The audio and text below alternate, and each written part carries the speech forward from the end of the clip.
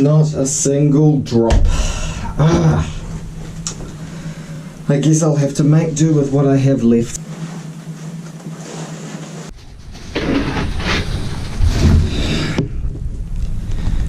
Kia ora koutou, I am the Casual Kiwi and this is my Toadally Timelords deck profile that I have been using versus my partner Silent in the Gauntlet so far. This has been a really fun deck to play and I am certainly going to miss it big time. So without further ado, let's jump into the profile and see what Toadally Timelords is all about. So first you want to be running 3 copies of Swap Frog. This is very much your main starter of the frog package. Then you want to be running 3 copies of Dupe Frog. This is great for getting a swap if you're not able to, though do note that its search effect is a when effect, so if it's not the last card activated in a chain, then it can miss timing, so do be very careful with Dupe Frog. The final part of the frog package is of course 2 copies of Ronintoadin. You'll see that in a lot of deck profiles have the same ratio. It's generally considered the best Paleozoic frog setup to run these numbers, and I would heartily agree with that in the majority of circumstances. The key thing here is that if you're going to try something spicy with a deck, you need to at least first build on firm foundations so your spice will work out. And the first part of the spice added to this deck, one of the few decks I have updated for the Gauntlet, if I'm being completely honest, is Cyber-Stein. Now this card is mostly brought out by Mannequin Cat. It's the only other level 2 we run in the deck. And this card was banned for a long time because you can bring out some extremely powerful fusions by paying 5,000 of your life points per fusion. So admittedly, most likely you're only ever going to get out 1 fusion, but we have 2 really great options in the extra deck, though sadly we're going to go see one of those during the actual duels. But so that is the first part of what makes this deck different. The other thing that makes this deck quite different is that we are running Timelords. So first up we have the level 1 Timelord Searcher Time Maiden. This is pretty staple in most versions of Timelords, though my Time Lock deck would be an exception to that rule, but more about that later. Time Maiden is very much a card that is fantastic because you can special summon it when you control no cards. There is from the hand, there's not a once per turn effect, as well as the effect to tribute it off to search a Time Lord to your hand is not a hard once per turn effect, which is great because, you know, the frogs with Ronintoadin have a similar kind of flexibility with how many times you can activate them, and you can really build up a lot of momentum. So Time Maiden can be great for the body, but also, as you'll see, we're playing a lot of water Time Lords because you can search out those Time Lords as fodder to be discarded for Swap Frog, because you know you need waters to special summon Swap Frog from the hand. The other nifty thing is if once this is in the graveyard, you can banish it in order to special summon a Time Lord from the deck, ignoring its summoning conditions. But the important thing to note here is that you can't have special summoned the turn you activate that effect. So it does limit what you can do, but it can be a great option once you've already got a board established or if you need to make a comeback play. So going on to the big Time Lords, we play 2 Zaphion the Time Lords. All the Time Lords have similar effects in that when they are engaged in battle, they are able to activate an effect at the end of the battle phase. In Zaphion's case, this is to shuffle all of your opponent's spells and traps back into the deck. The other nifty thing about Zaphion is that it does have the additional effect that if it leaves the field, then you are able to draw one card. So this can have some niche benefits if you only have Zaphion. If you're able to get Zaphion and another monster linked away, for instance, or your opponent finds a way to remove it from the board. A lot of Silence decks run Lair of Darkness and are able to tribute my monsters, so Zaphion felt like a good option if that happened, to get back a little bit of advantage if I found myself in that situation. The other Water Time Lord we run is one copy of Gabrion, and we also run one copy of Hailon the Time Lord. Now I'll cover Gabrion first. Basically, if you use Gabrion's Time Lord effect, you are able to shuffle back your opponent's entire board into the deck, and anything added back to the main deck allows them to draw one card for each. So this can be great if your opponent only has extra deck monsters on the field, or if you really just want to reset the board state, because it can be quite dangerous. There is pros and cons to giving your opponent draw 4, and at times during the Gauntlet I've definitely thought, is it worth the risk? But most of the time, being able to gain more field presence and minimize the opportunities for your opponent to build up momentum is a plus. Now Hailon is an interesting one. Those who play a lot of Time Lords probably wonder why this is here. Hailon is probably one of the least played Time Lords. But the reason we're running Hailon is because we're also running Cyber-Stein as a bit of a secret weapon here. And so if our life points get really low, Hailon's after battle ability allows us to reduce our opponent's life points by the difference between our life points and theirs, but only if they have more life points. So this is a great comeback card. It's a card I very much would have planned to have gone into in that last duel if I'd had the opportunity. Because being able to get your opponent down very few life points and just level the playing field is really advantageous. And again, you combine the Time Lords with the really dependable Frog engine, you're able to really control the flow of the game. And that's really what you're looking to do here, is find a way to make these two engines build you up more advantage than what your opponent can do, and get you in a board states that they just can't deal with and can't work around. So that's it for the Time Lord package. The final monster we run is 3 copies of Gamaciel, the Sea Destroying Kaiju. I'm not super huge on Kaijus myself, though I know some other Time Lord players do. Like some of the bigger ones for their synergy with the Time Lords for going into rank 10s. But here again it was the fact of it's another water, so good if you draw it with Swap Frog. It's a good bit of interruption.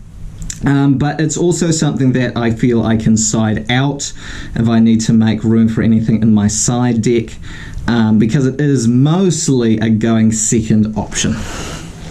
So that is it for the monster lineup. Whew.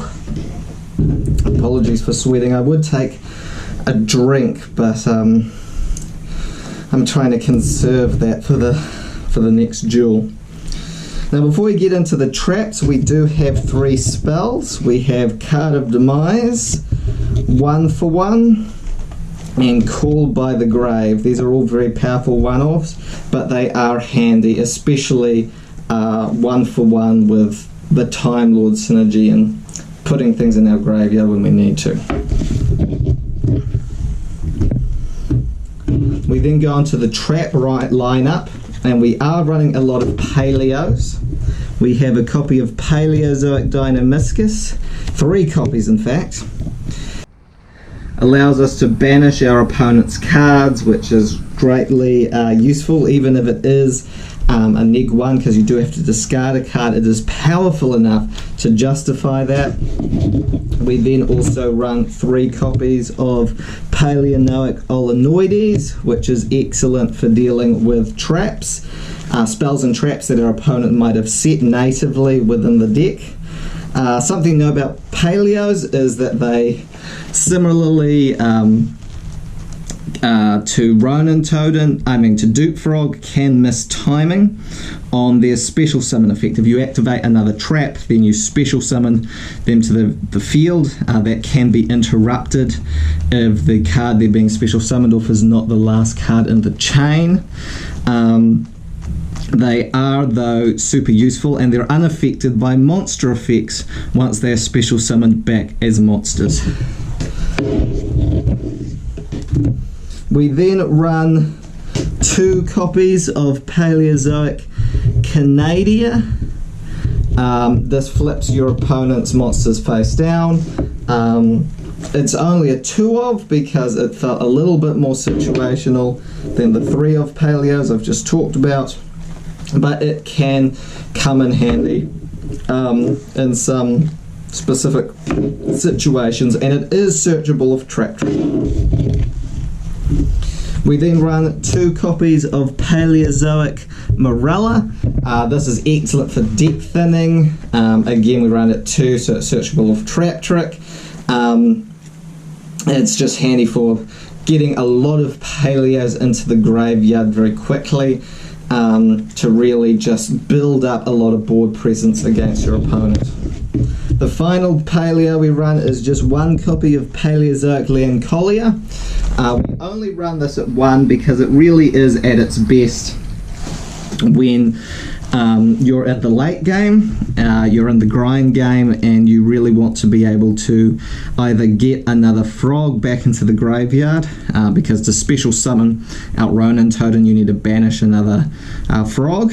But in order, the other reason we play this one is because it synergizes really well with our Timelords, with Time Maiden in particular, because this can put a banished Time Maiden back into your graveyard, so you can then banish it again to get out another Timelord. So very handy in a long game.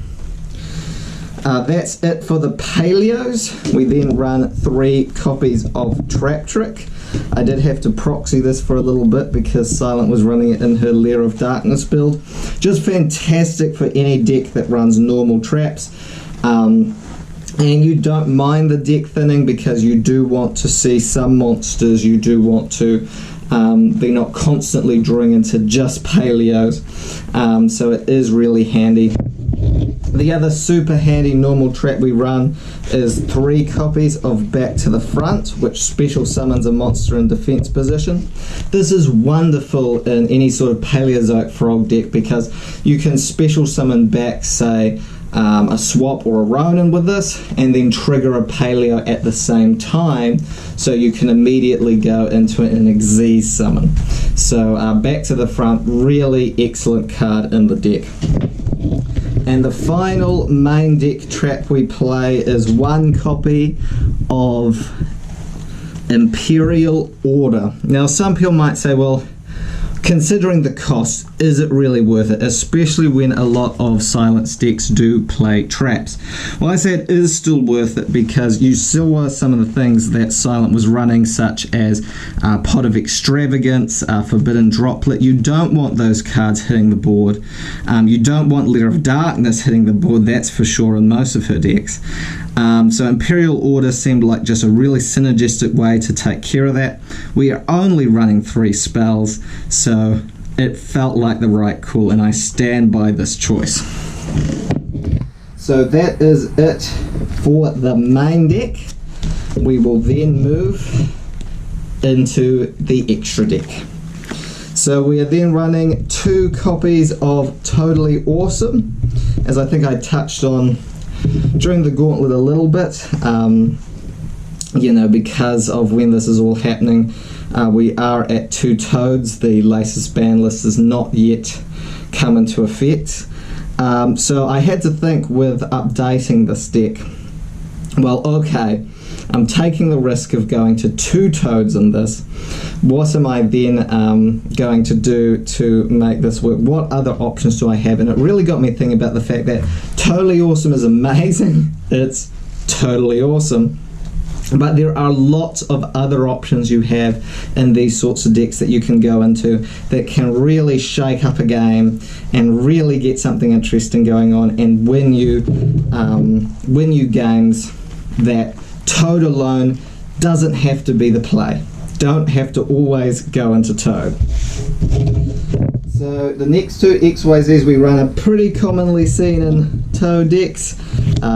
We're running Paleozoic Opabina and Paleozoic Anomalocaris. Hope I'm saying that right. Anyway, this card is particularly underrated. The fact that you're able to, if it has traps this material, to detach a material to search out any Paleozoic trap in your deck. And then you can you can activate Paleozoic traps from your hand, really speed this deck up. And if you are able to go into this card, then you are able to just start popping things, building up momentum. Gets really out of control really quickly. Can be even a game ender, depending on what board you're up against. So really good. This card is also super handy for if you just want a big 2400 beat stick and you're not sure what else to make. It can be really helpful. Then a bit of the spice in here. This card is extremely underrated, at least at time of recording, is Mannequin Cat. Now, Mannequin Cat, essentially, when you summon this level 2 Xyz, allows you to special summon an opponent's monster to their side of the field, and then allows you to, if Mannequin Cat is still on the field, to target that said card and summon a monster from your deck with the same attribute. Now, a lot of Silence decks play Lair of Darkness, or they play dark monsters in some capacity, including, as it happened, Condemned Witch. So when it comes to Mannequin Cat, that's why we run Cyber-Stein, because we can go into Mannequin Cat, bring out Cyber-Stein, then you link it away for a card that we will cover in a moment, and suddenly you have an extremely powerful fusion that is very hard to out on your side of the field. Really great tech. Would love to see this more in play, especially in a defined meta, I guess, kind of like we have with the Gauntlet. So yeah, wonderful addition to the deck. Really glad I was able to have that in there. We then run 2 targets for Cyber-Stein. So we have Last Warrior from Another Planet, and one you won't have seen during the duels, which is Naturia Exterio. Now basically Last Warrior prevents the summoning of other monsters, and Naturia Exterio can essentially endlessly negate spells and traps. Now, as much as I was tempted to use Exterio, especially against the Lair of Darkness trap variant, the thing about Exterio is that when it's up against counter traps, it's not nearly as effective. So Last Warrior did feel like the best bet once I was up against Condemned Counter Fairies. Both of these cards are really fun to play. There's a real raw sense of power there where you're able to get one of those on board and just control the game state. And while I could have hoped that would have been more successful, I think that these cards are still excellent to use, and it was really fun to use them with Cyber-Stein. Now, in order, of course, because we're playing under Master Rule 4, it's not as simple as summoning Mannequin Cat and getting out your fusions with Cyber-Stein. You do need to link Mannequin Cat away, and for that we use Gravity Controller, which is another one of my, probably one of my favourite link monsters, especially for MR4, which we're using in the Gauntlet, because it really does help you get out of tricky situations when you've used up that extra monster zone, and it's crucial to making the Mannequin Cat Cyber-Stein combination work. So definitely have to have that in the deck. We then run 2 copies of Mistar Boy. complement really well our Totally Awesome package. A lot of the time you're starting by going into Miss Starboy and then doing other stuff from there. Now, because of Lair of Darkness, we didn't want to be caught out, so we are playing 2 copies of Wee Witch's Apprentice. So very glad I had those as a backup option. We then run 1 copy of Proxy Dragon. This is very much to allow us to link summon with monsters of different attributes. Use what we did use with Time Maiden and a frog to link climb a little bit. And that led to probably one of the funner moments of that last match, which was summoning Mech Knight Crusadia Avramax. This is, you know, a big shout out to the admin team again on this one. Really made sure that the card Avramax was on my radar, thanks to Team Casual and everything there with the Discord. Avramax is just a really good option to have when just going into Toads is not the best option and you don't have access to Cyber-Stein. Especially against counter-threes, I felt like they don't have a lot of natural outs to this card, though they do normal summon a lot. And I didn't take into mind some of Silent's extra deck choices, unfortunately. But at the same time, Avramax, I was glad I was able to summon it and have some fun times there. So that's it for the profile. Thank you everyone for listening to the end, hearing my thoughts on the deck. This deck was just so fun to build, so fun to play around with. I couldn't resist updating this deck and doing something new with it. And you know, I'm really going to miss it so much with the elimination coming up. Because the frog package is just so much fun. It feels so good to play, and getting some of those combos off just reminded me of better days, you know. So that's it for Toadally Timelords. Also, hope other people do build this. I would love to see the Hailon plays pop off. So yeah, keep experimenting, people. Long after I'm gone or no longer able to create profiles, you know, keep seeing what you can make, keep it creative. And yeah, that's it for now. I guess I have to get ready for the elimination. I'm running out of water and it's been hard with all the back and forth so far, you know, trading wins. I mean, it's wearing me down a bit. I've got to remain focused and not let it get to me. My plan for the next one is, you know, I really want to hopefully shake things up a bit and kind of break through to sign a bit more, but I know it's going to be risky. But time lock. It's finally time for time lock. Okay. Well, that's it for me. Hopefully I'll see you after all of this is done. Ngā mihi for now, and good night.